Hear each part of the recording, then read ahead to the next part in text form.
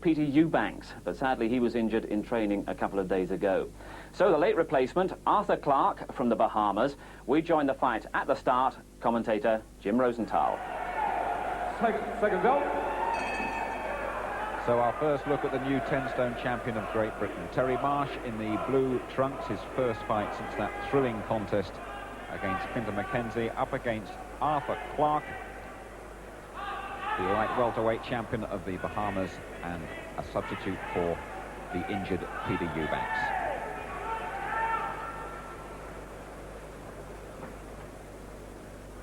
Marsh perhaps with a habit of starting slowly, always with a reputation of being a boxer and not a puncher, but an awkward one this for him, with the prospect of a European title fight coming up for him in '85.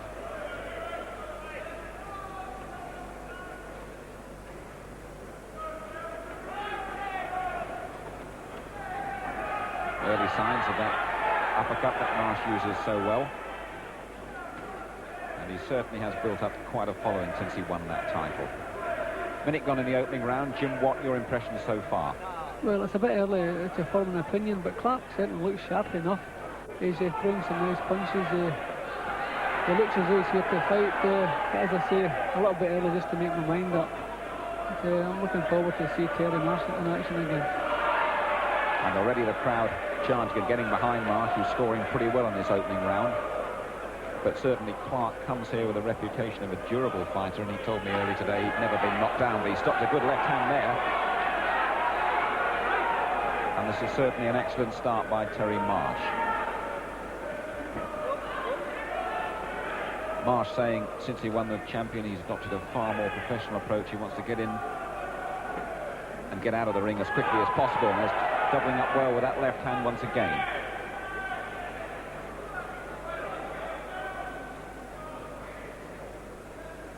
But I suppose, Jim, that's a good right hand coming in again. I was going to say it's unrealistic to say that Marsh will suddenly find a punch now that he's champion, but he's put together some good ones in this opening round. Yeah, well, he probably has the confidence of being British champion now, and the confidence will put more authority in his work, and he'll probably start punching harder. But his left hooks are nice and sharp, and he's certainly punching harder than he did against McKenzie.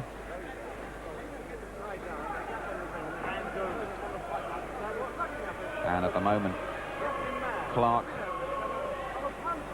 flicking out the left hand and bemused by the speed of punch and the accuracy of Marsh. And I wonder how much more of this he'll have the stomach to take. Just 15 seconds left to go of a very satisfying opening round for the new British light welterweight champion Terry Marsh, the 26-year-old fireman from Basildon.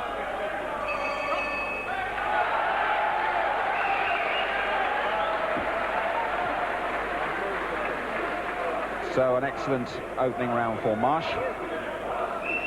Things starting to happen late in his career, age 26. Just the one draw against Lloyd Christie, Errol's elder brother. And looking at his weight, he's come in at 9-12.5, which is a pound lighter than he came in against McKenzie. And he was telling me he had a real scare before that fight. In fact, an hour before the weigh-in, he had to take off 3 pounds, which Jim Watt might explain why he got a little bit weak towards the end.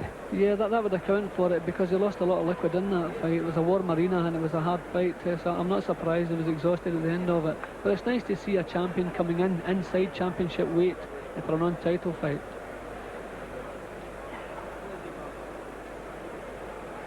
And there is Arthur Clarke.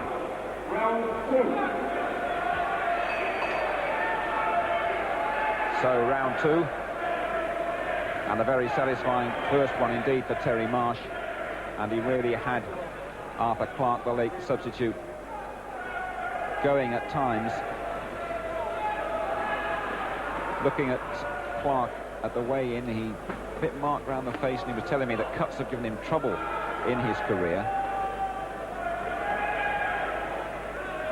But he's in good condition. He prepared for a fight in Australia that was called off.